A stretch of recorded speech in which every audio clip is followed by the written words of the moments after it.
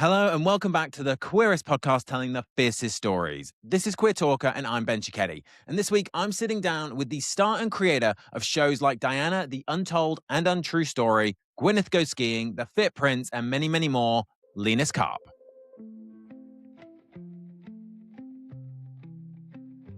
No one would ever cast me as Gwyneth Paltrow, but now I've been able to play characters like that I just feel like I want to do.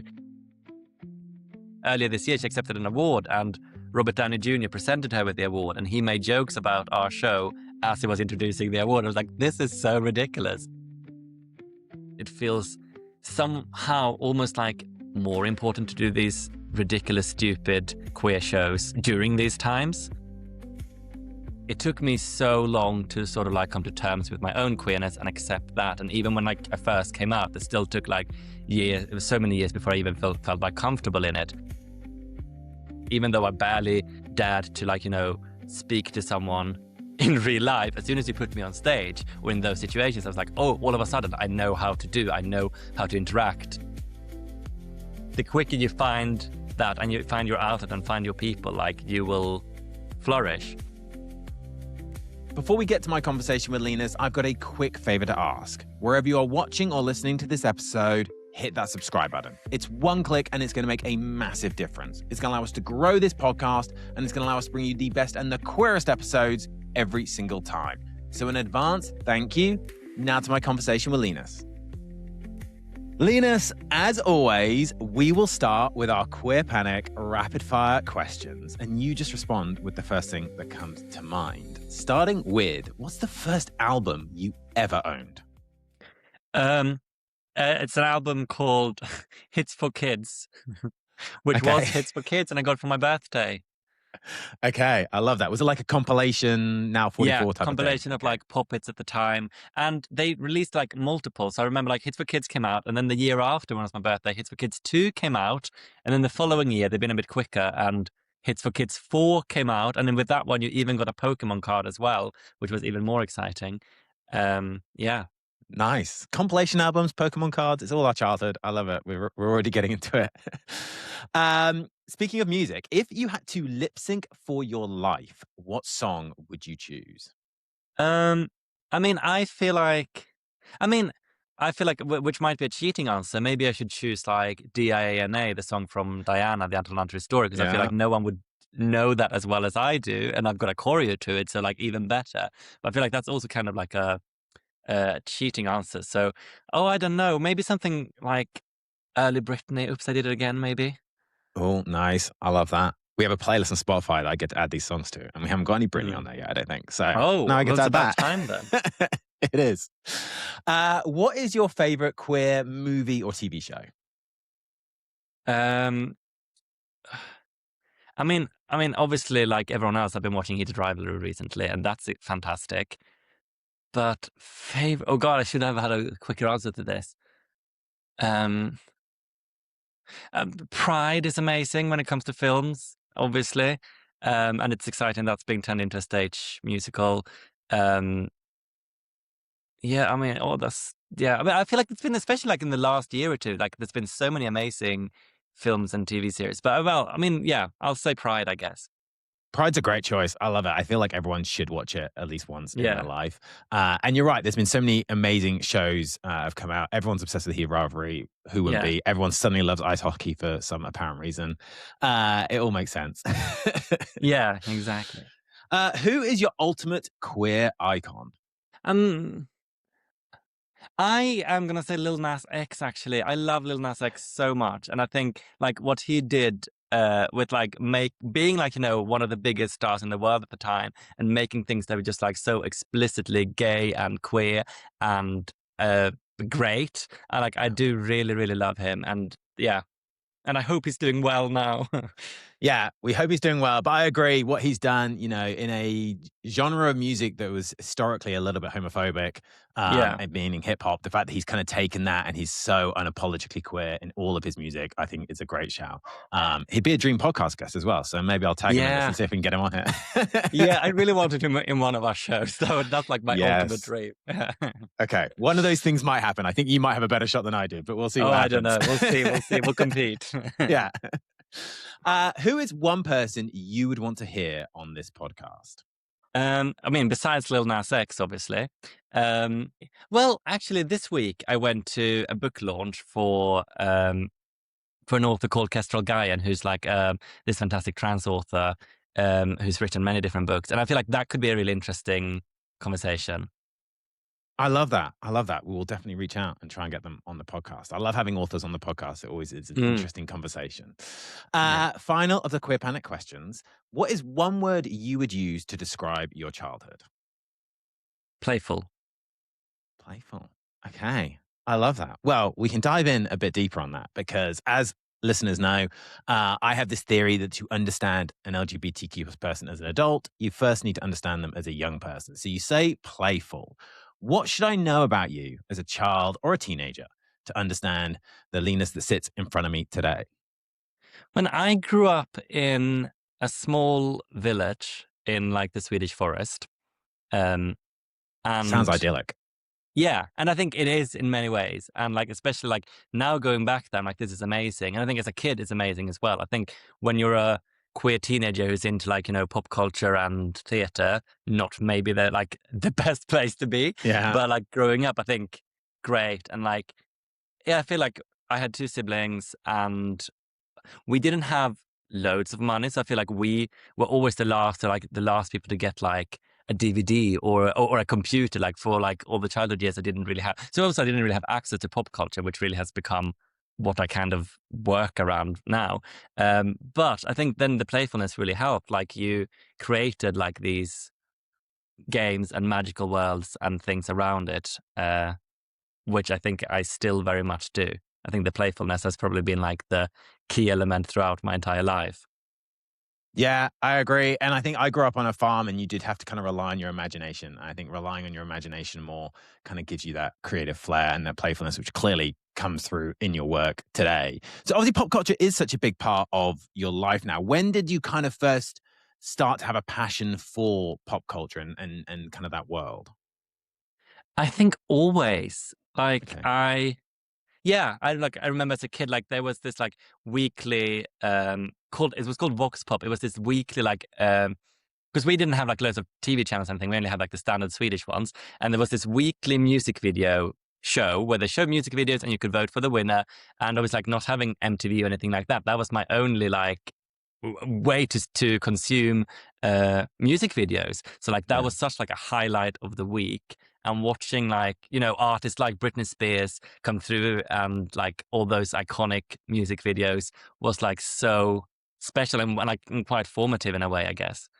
I agree. And kids today, as I'm going to sound so old now, will never understand the world without YouTube and TikTok, where you had to sit and wait for your favorite music video to come up on whatever channel you're watching rather than just kind of having it at your fingertips like that. No, exactly. And there was never a guarantee. And you're like, please, like, let's hope, like, there's some new like pop girl releasing something that will be on.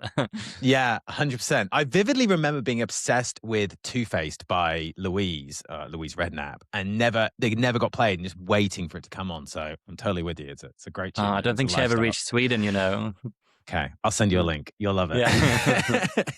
Yeah. Do you remember the first LGBTQ plus person you kind of became aware of, either in real life or through pop culture and media? I do remember because there was this like, I remember there's this soap. There was this soap in Sweden that was set on a boat or like a big like cruise ship, basically. Or not a cruise ship, like a ferry with like the people working there and so on. And there was a relationship, which, I mean, clearly was a homosexual relationship. And I remember watching like these two men kiss for the first time. But because I was such like an innocent child, and also like homosexuality just wasn't talked about. I mean, I know Sweden's a progressive country, but I think I was brought up like on the countryside and in like a Christian upbringing as well. So I wouldn't say that I heard homophobia, but it was just never talked about. I didn't even realize that was something that existed. So seeing like these two men kiss, I was just like, oh, they're just very good friends. I was like, my understanding of the situation, which is quite funny. But I think I do remember that kiss. And then in Sweden, Melodifestivalen, which is like our Eurovision selection process, is so huge. And I feel like that's probably where I first saw like homosexuality or like like queer expression, really. Um, yeah, I mean, which was great, and it's something I love. But it was also when you only see it in this like glittery, flamboyant, outgoing way, it's weird to be like, when you then start thinking like, oh, maybe this is something me, but I'm not like that all the time. Although, like maybe I am now. But then you're like, when that's the only, the only version of homosexuality you see, that also gets a bit confusing. Yeah. Do you remember then when you first, so many of us kind of remember that first, or those early feelings, that early sparks of our kind of quote unquote inner queerness? Do you remember when you first felt that in yourself, and then kind of how you navigated that? I don't know if I remember the first. I mean, obviously, like I've always been. Well, it's also like I loved dressing up, and I especially like we had a dress up box, and I would always put on the dresses. I mean, I still do. Yeah. Some things never change. Yeah, and it would often be like my older sister would dress up as a man, and I would dress up as like a woman, and we would play like husband and wife or whatever, which is quite funny. I mean, she's a straight woman now, so it's not like that. But I mean, like that would probably definitely be a queerness. I remember getting like Tarzan cartoons, and I was like, oh, this is quite not that it was anything sexual about it or anything like that, but it was just like, oh, it's just quite nice to look at this muscly man swinging in the forest, and not like, and never like connecting it any further than that, obviously. But it's just like, oh, I enjoy reading this for multiple reasons, probably.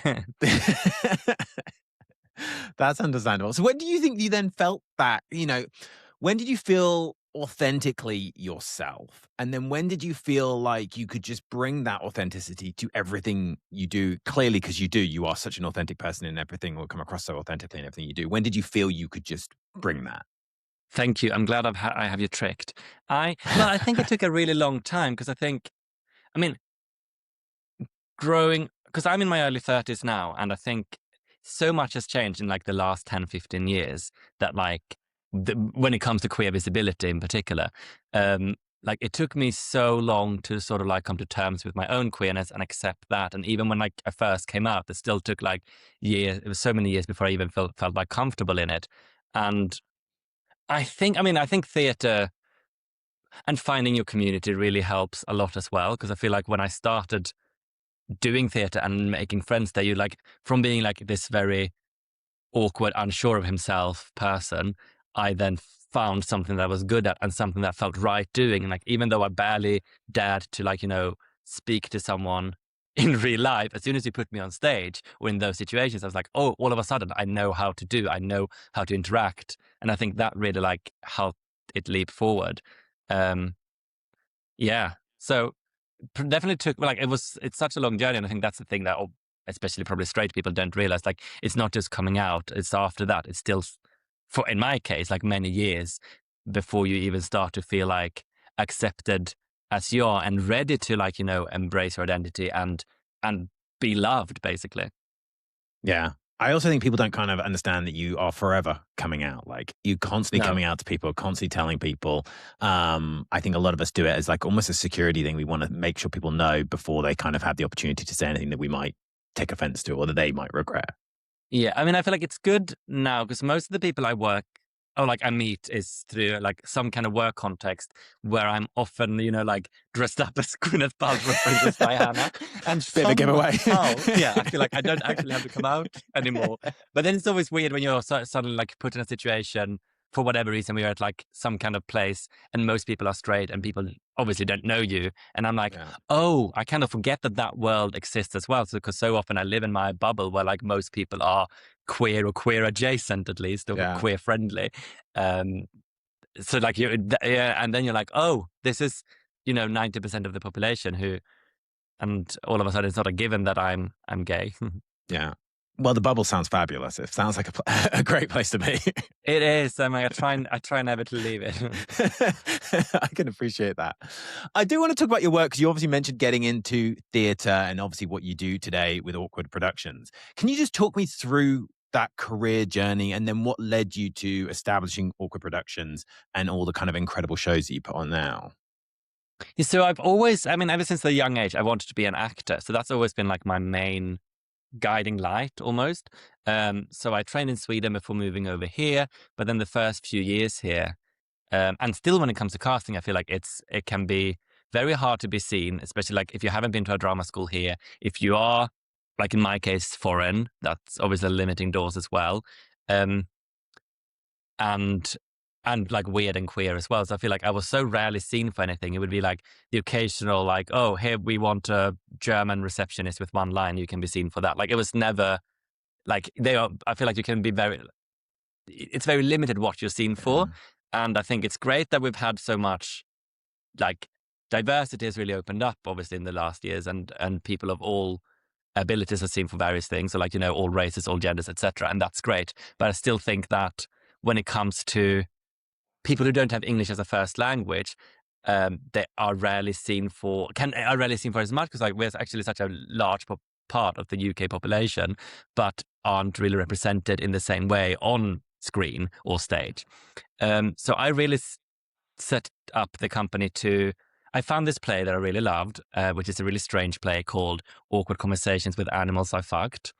And it's a pre-existing play written by Rob Hayes, and I found it in a bookshop, and I was just like, what is this? I read it and I fell so in love with it because it's so dark and twisted and hilarious and really poignant and like emotional as well. So I was like, this is such a great piece of theatre. I really want to stage this. So I first had this idea, like, if I put on a play and this feels like a character that I could do well, then hopefully, I'll be just casting things after that. So I staged it and it did well. It went to the Fringe, it toured the UK, and I had a lot of fun with it, and it got good receptions, but it didn't necessarily lead to me being cast in things. But what it did lead to was me realizing that actually I can put things on and I'm quite good at, like organizing something. So then I sort of started taking that further by writing and creating my own shows as well, making them sort of like more and more queer as I was doing that. And that worked. Like one thing just led to another, and it sort of like, snowballed. And now I've been like, in the last few years, I've been fortunate enough to like have it as my full-time job and tour both the UK and the world with it, which has been very exciting and something I never really predicted. Yeah. I mean, it's an incredible journey. I'm curious, obviously writing and producing and then also performing in there. Is there part of it that you enjoy more? Do you enjoy the kind of sitting down and the creative process of writing it? Or is that really a means to the end and it's the performance part that you actually are kind of so excited about? I think acting has always been my main love. So I feel like I do really enjoy writing, although like that's obviously very scary because you don't know if it's going to be any good at that point. But I do think I like writing when I know that there's like, when I know I'm going to get to perform it and I'm writing it for myself. I think it would be, I would be happy to write other things as well, but I feel like I kind of want to know that it's happening and that I'm doing it for myself so that I get to perform. Because I do love performing, but I do kind of like all of the creative aspects. Like I love the writing, I love the directing, and like really making it all like being true to your vision and finding something that you feel like is important and you can be very proud of. I think that's what I've really enjoyed by doing it, because obviously like normally when you're an actor or something, you don't get that much of a say of what the actual product is, but it's been nice to be able to have like, such a creative input and being able to tell stories that probably wouldn't be told in the way otherwise, and also cast myself in roles I would like. No one would ever cast me as Gwyneth Paltrow, but now I've been able to play characters like that I just feel like I want to do. So that's been very freeing, but at the same time, I'm quite tired of running a business. I don't want to do all the admin and producing side of it. Yeah, I can imagine. But obviously that you mentioned a few characters already. And for anyone who is kind of discovering your work for the first time, your work spans shows like Diana, The Untold and Untrue Story, Gwyneth Goes Skiing, and most recently, The Fit Prince. When you look at that body of work, where did those ideas usually come from? Like you take something like a Gwyneth Goes Skiing. Where did those concepts come from? And then how do you kind of establish them and bring them to life? I think all of our ideas have come from what feels fun. Like the first show I wrote was about, it was called How to Live a Jellicle Life. It was about Cats, the film Cats, that I became so obsessed with. And I think it was just like feeling that this is something that I am thinking about all the time, and I have so many thoughts about that I could be like, I never thought at first that someone would want to see a show based around, a film that did quite terribly, even as much as I love it. It's not a universally loved film. And you might be the only person obsessed with it. exactly. So I was like, oh, but then I was like, when you actually are, and the same with Princess Diana came from, I had started, Joseph's, my husband, who I also create the shows with, his mum is obsessed. Well, like we kind of like bonded over Princess Diana memes, and she's a Princess Diana fan. So when she turned 60 a few years ago, I was like, oh, I'm going to write her a little Diana story. And then that sort of like grew into the show. It's sort of like when you find, I've realized like it's rarely when I create a show, it's rarely the one I think it's going to be the next one that ends up being the next one. It's whatever feels like, oh, I'm actually drawn to this and having a lot of fun with this. And then why not try and explore that further? Like when Gwyneth Paltrow had a ski trial, we were watching that and I was like, I think there's a show in here. This is just too like ridiculous and golden. And luckily there was, and luckily people like that one really like got a lot of like press attention, which is great because I was so scared that people wouldn't remember the trial by the time we announced the show, because I was like, people move on so fast. So it's kind of like you've kept the trial alive, which I'm sure Gwyneth is thrilled about. Exactly, I'm sure she is. Yeah. We recently performed it in LA, and we tried to get her to come along. We tried to invite her, but she still hasn't been. Okay, one day. Yeah. Many people involved in the case has actually come to see it at this point, and that's been really fun. So and she's well aware of it. And she recently, earlier this year, she accepted an award, and Robert Downey Jr. presented her with the award, and he made jokes about our show as he was introducing the award. I was like, this is so ridiculous. Yeah. So yeah, fingers crossed one day she'll attend. How do those moments feel though? Like when you see like jokes being made about like Robert Downey Jr. making this comment, like that must feel surreal to know the reach of something you've created has reached kind of that level. Yeah, it is surreal. It's like, it's weird. Yeah, I think it's weird when you're like the people who, especially people like, Gwyneth Paltrow and Robert Downey Jr., who's like, as someone who loves pop culture and films, like since I was a child, I've been aware of them and like seen them. So to have them like, talking about something I created feels so ridiculous. And like, it's just, it's just fun and really, really weird. Like I heard from someone that the royal palaces had like instructed their staff, I advised their staff not to come and see the Diana show, which I also thought was hilarious. I'd be like, the royal palaces are discussing this show, which isn't very pro-monarchy. So, probably fair enough that they don't want their staff to go and see it. But like, it's so fun. It's like, these people are talking about those shows. Yeah, I love it. And you mentioned, obviously, your partner in Awkward Productions is also your partner in life, your husband, Joseph Martin. Yes. I'm curious to know which came first, the creative partnership or the relationship? And then how do you stop Awkward Productions becoming, to use a Diana reference, the third person in the marriage? Well, it is the third in our marriage now. We were partners before we started working together. So we had like been together for, I think 3 years before we actually started working together. And it was when I was putting on this first show. And he'd been working as a assistant producer in radio at the time. So I sort of like got him to help out with various bits of the show, and he sort of like co-produced, ended up like operating it for part of the run as well. And I guess we also work well together. And then like as I created more and more shows, like the first couple of shows I sort of wrote, even though with like input from him, he sort of became more and more involved up until I think Gwyneth is the one that really changed it, which is like properly a two-hander that we wrote together. So his involvement just grew and grew for each show, really. And it's nice because I feel like people often say like, oh, how can you, like, I could never work with my partner or things like that. And I feel like that's not that everyone needs to work with their partner, obviously, but like he is the person that I have the most fun with and that I enjoy spending the most time with. So I'm so glad that we can share all of this, because it would, even if he wasn't involved, it would have been amazing to, like take the shows to New York and LA and Australia and so on. But the fact that we can do that and share that together is even more special and fun.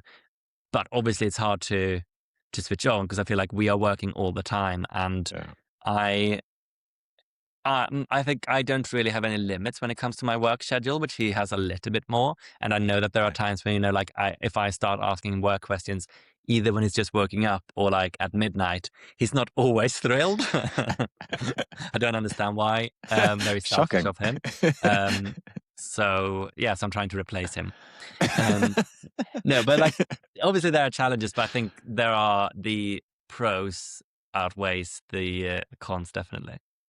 Yeah, I think sometimes it can help. My husband works in the creative world, so I think it sometimes helps to have someone to share ideas with that can then be that first kind of judgment call, right? Like it can be very difficult if you're working solo on something to not have that sounding board, to feel like you need to take it outside kind of to get that sounding board. So it must be nice having each other to Yeah. say, is this a funny idea or is this a terrible idea?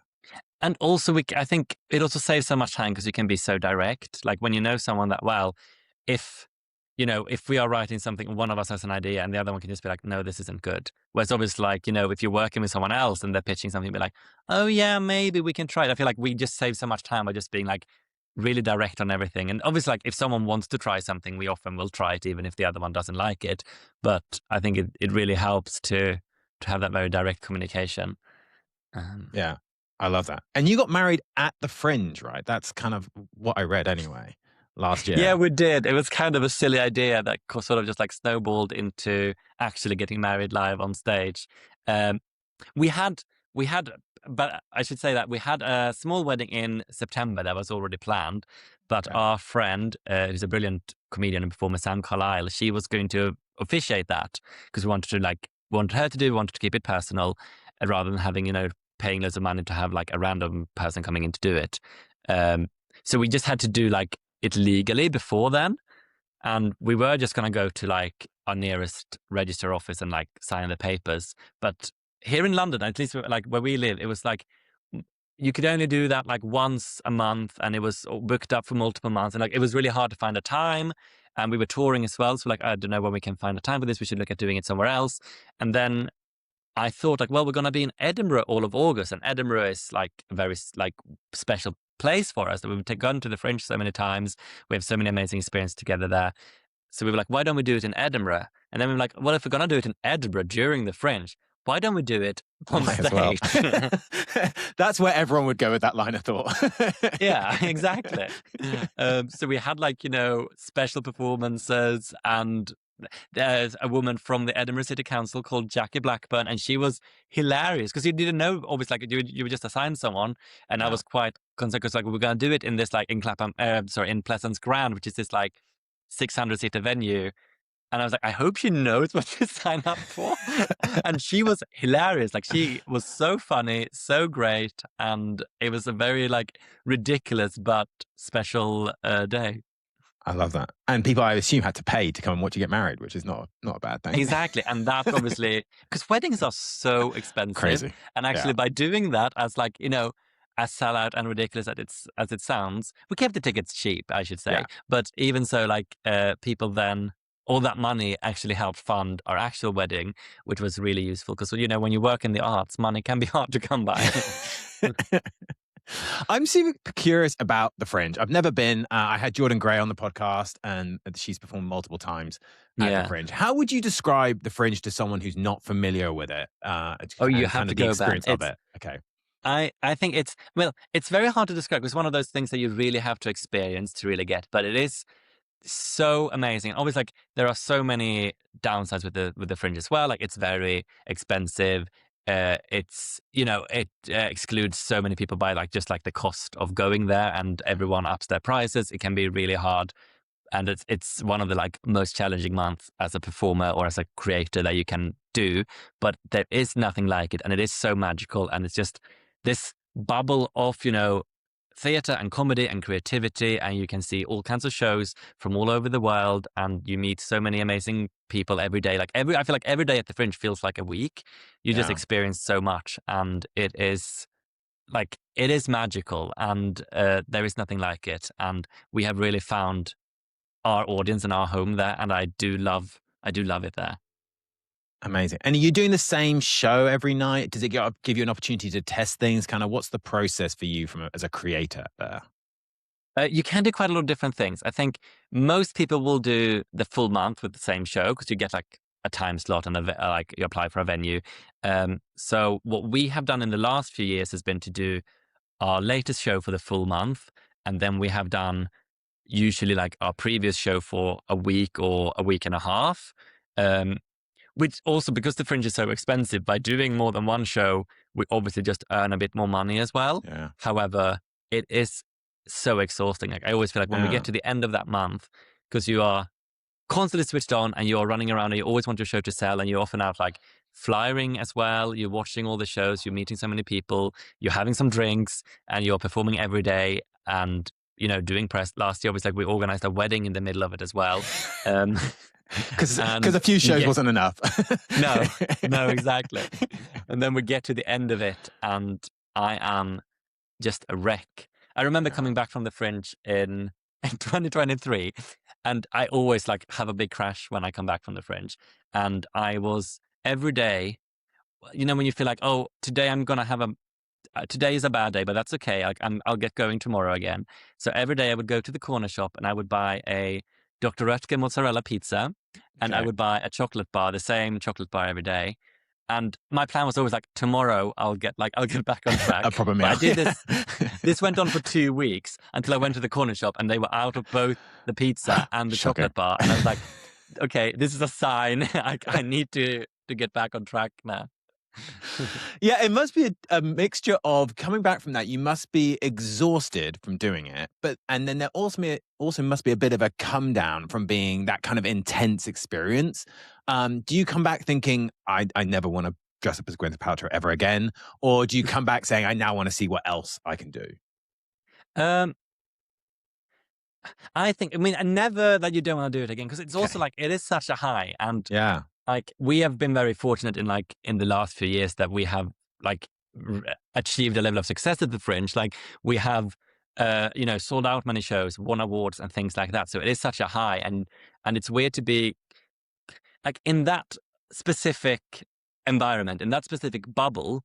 That is where we are, like, the most known, the most celebrated, and that is a very like exciting feeling, and to go from that back into like, you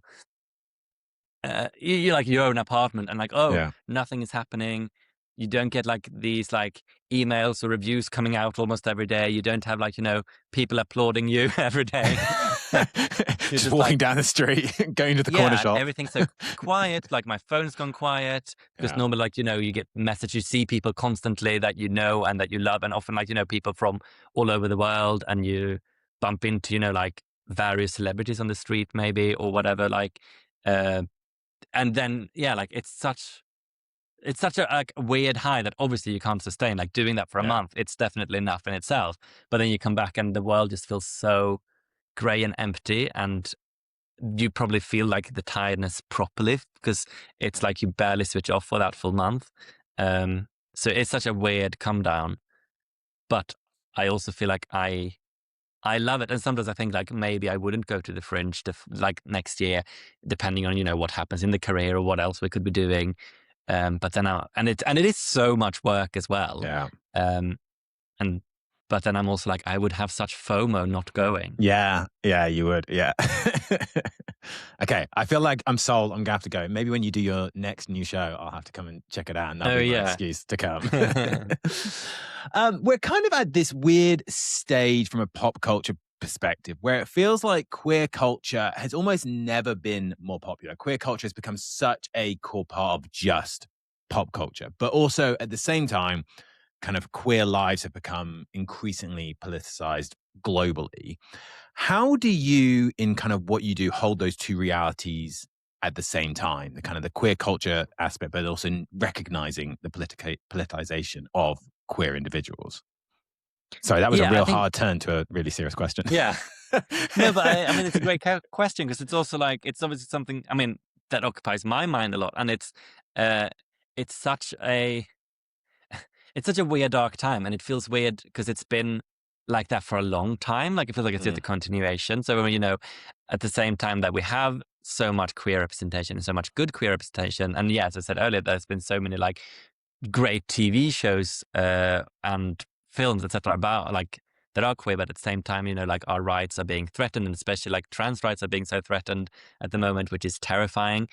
And and I do feel like, because the work we do is, I mean, some of it is more political than others, and I wouldn't say that all of it is super political, but I think there's a level of politics to it, and there's also something I feel like very important and defined about queer joy, especially when there isn't so much. And I do think that often queer stories can be very dark and sad, and because there's always because there's a lot of dark and sad things that are important to talk about, of course, but like AIDS and bullying and homophobia and sad coming out stories and things like that, and those stories obviously need to be told. But I think it's very important to also have spaces that are full of queer joy, especially when the world isn't necessarily reflecting that.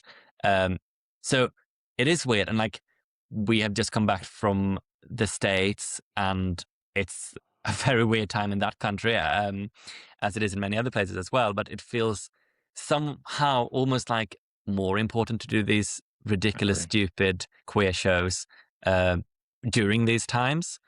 And I do think people are like more ready to it, and it's sometimes people can come up. I mean, like I haven't laughed like this in a long time, like, and that's, I think, yeah, like sometimes we forget like the importance of comedy as well. Yeah. Like comedy can be so powerful and so important, and that should not be lost. Like art can make you think and entertain you at the same time as well. Like laughing together in a room is very cathartic and very important. Yeah. I agree. I think it's such an important role to play. It breaks down barriers. It breaks down kind of preconceptions people have. I think when you make them think, but also at the same time make them laugh. And I also agree with the idea of, I think the stories that kind of focus on queer joy are just as important as the ones that focus on obviously a lot of the hard things. I take a show like a Heartstopper that is so pure and so focused on the joys of these very young characters kind of finding love and finding their queerness. I think that's just as important as, say, It's a Sin, which focused on kind of more of the AIDS crisis in the 80s. So I think that balance, you're right, is so important to kind of get them both told and to give people outlets for both. Outlets to think, but also outlets, I guess, for escaping. Is that kind of what you see your shows as, helping people escape from some of the reality? Yes, absolutely. And I also think just creating spaces that are queer and full of queer jokes. I feel like as queer people, we always have to fit into like what is at most times a non-queer world. Yeah. And I think with all our shows, we want to create a room that is queer, where being queer is the norm, and obviously everyone, whatever sexuality, are welcome to attend. We take money even from straight people,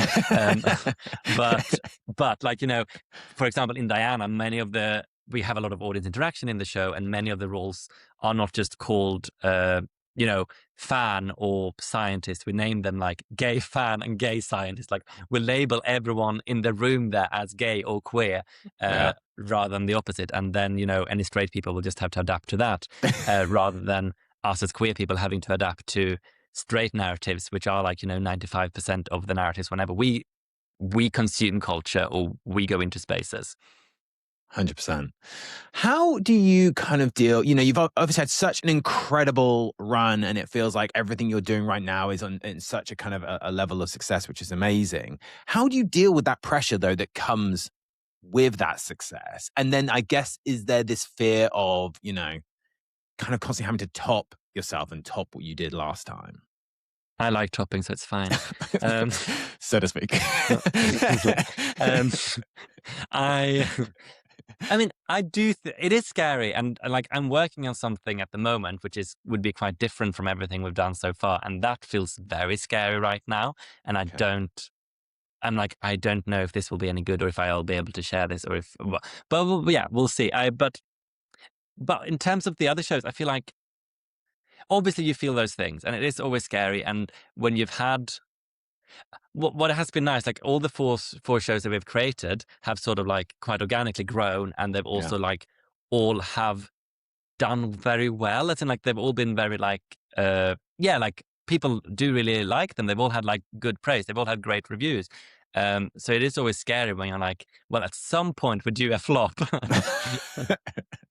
I don't believe it. I don't believe No, it. but at the same time, like, you get to know yourself better, and I think you evolve as an artist. So like you get another skill set as well. So like I'm not as scared in I know like I know my craft better, I guess. So like I now know a bit more what works and how to do it, Yeah. so that I think whatever I create will have at least like a base level that is higher than it would have had a few years ago. Um, but yeah, I mean, and ultimately, it's always. I think you never know if what you're going to do is going to resonate with people. You can never, like with something like Princess the Diana show, we were very fortunate in a way in the timing, because like we a couple of months before that first opened, the Queen died, which at first I was like, this is terrifying, because now I feel like everyone's going to want to cancel this show. Yeah. But it sort of had the opposite effect, because everyone started talking about Charles and Diana and Camilla again. And then, like Harry released his book, and there was the coronation of Charles, and all of a sudden, and the new seasons of The Crown as well, which were very Diana focused. And all of a sudden, like Princess Diana was at the forefront of people's minds again in a way she hadn't been. So I feel like that really helped. We could never obviously have planned that, but you never really know when a show is going to catch the zeitgeist in the way that did. And similar with Gwyneth Paltrow show, in that like we could never have expected announcing that little show, which first like was only going to have a London run, that would like get the New Yorker and New York Times and TMZ and Variety talking about it, which was just ridiculous. So I think my original point was just you can never control what other people think or will react about your shows. I remember when I started out, how there were like certain people who I really wanted to impress, so I wanted to come and see my work, and which, I mean, rarely happened. And when it did, they didn't necessarily have the response that I'd fully hoped. And then I'm like, you never know what people are going to respond. You can never control what they are going to respond to it or what they want to see. But what I can do is make shows that I want to see and that I enjoy and that I am proud of. And I feel like that's the most important thing, which sounds really wanky, but like ultimately, like you can never rely on other people's thoughts. The only thing you can somewhat control is your own creation and what you want to tell. Yeah, I completely agree. And, trusting your own instincts and knowing, what you find funny, you have to, I guess, hope other people are going to find funny and find thoughtful. And that ability, I guess, do you have people that you do kind of like bounce ideas off to say, do you think, before we start going too far down this line, do you think this is, am I right? Is this funny? Is this thoughtful? Is this what people are going to want to watch? Yeah, I think, I mean, obviously, it's good to have Joseph and I together, because like we can quite easily stop each other if one goes down like a rabbit hole. We're like, well, this is funny for us, but it's actually like this is too niche, or this is, like, well, let's keep track on the actual story. And then we've also developed a lot of great collaborators who work on the show. And I think some of them have said to us that like it's rare, like stage managers and things like that. They've said like it's rare that we actually get asked by directors or writers our opinions as much as you do, because I feel like it's good. No, and also like it's not that you necessarily obviously like if you get an opinion, you don't have to agree with it or go with what they say. But I think it's always interesting to because obviously like there are people who are creative and whose work we love and who we trust. So it's always worth like getting input from as many different angles as possible. Like when I was creating Diana, for example, because I was like, I'm now creating a show about like, a woman and her breaking free from her marriage and so on. And as like, a man doing that, I want to make sure that it's not it never comes across as like sexist, or that I'm just like, mocking anything like that. So I think that was important to have those conversations, and like, I feel like it becomes such a collaborative process, and it's really exciting to see how, you give people the brief or ideas and have them like elevate that, where they come up with like design elements that we would never have thought of. Or when we work, we have a lot of like video performers, and they will bring things and add little like colors or even lines, because we are very free and want to make sure we get loads of different versions of everything. And they will do things where like, oh, this is great, let's go down this route instead. So it's a very, I feel like a show is a very like, we always see them as these like live things that are never too set. They will we are always open to try new things and have them grow and improve, especially because they're so pop culture based as well. So, when Gwyneth Paltrow does something new, like when she released Martyr Supreme recently, like we're like, oh, we can add a bit of that in. Yeah. When, we never know what's going to happen around these in pop culture. So it's always fun to make sure that we keep the things like fresh and as current and fun as possible. Yeah, and you mentioned, obviously, you recently took your show stateside. You've taken your show multiple times to the US. I'm curious about that experience because there's this kind of cliche that certain humor doesn't travel well. But I kind of often feel like queer culture and queer humor is kind of almost universal. So how was that experience? And did anything kind of about the US audience, the American audience, surprise you when kind of performing those shows? We had an amazing time, and we actually I really loved every time I've gone to the States and performed there, and it has been very magical. I think what is just like it is in the UK and anywhere else as well, like the audiences are a bit different, because we've in the US we performed in a few different places, and the audience in New York and LA are quite different to the ones in Park City, Utah, where the trial happened, for example. So it's interesting to see like how different things work in different places. But for Gwyneth Goes Skiing, I think because it's set in America about people who are arguably like actually way more famous in America than they are here, because it's funny how like in Gwyneth Goes Skiing, there's this long speech where Gwyneth basically gives an inspirational speech by referencing pretty much every film she's ever done. And in the UK, people get it. And most people, I'd say, would get like quite a lot of the references. But in LA, every little like film reference is picked up on, every little like niche pop culture reference. And I feel like obviously being such like a capital for pop culture and film in particular, like it's funny to do a show like that there where like you feel like they get every little like hidden reference in the show. That feels very magical. That feels really fun. And it's this time we took Diana over for the first time, which was also amazing to see how well that landed, because it feels like obviously a much more British show, but there are certain things that kills here that are still getting like a nice reaction there, but you could tell like, oh, they are not as well versed in certain parts of like, the British monarchy or British culture or Princess Diana's life as obviously like the standard British audiences are. Yeah, I think it's interesting. I mean, they're both such kind of global icons that I guess that helps. It's not like the US had never heard of Princess Diana. Like she was a universal kind of character and also a massive queer icon as well, right? I think Gwyneth Diana had that as well. Yeah, and that becomes very much a part of the story. And Right. Well, we started this conversation talking about you as your younger self. So I want to revisit them, because if you could give your younger self one piece of advice, what would it be? And then would it be different if I said, what advice would you just give to a LGBTQ plus person today in 2026? I think don't take things too seriously, because like I do think actually, especially like, when you're young and when I just feel like I spent so many of my teenage years just like feeling unhappy, feeling unconfident, but actually, and like worrying about some of the things that actually don't matter, where like, life is ridiculous and everyone is ridiculous and everyone is, like awkward and stupid. So like, we might as well just have fun.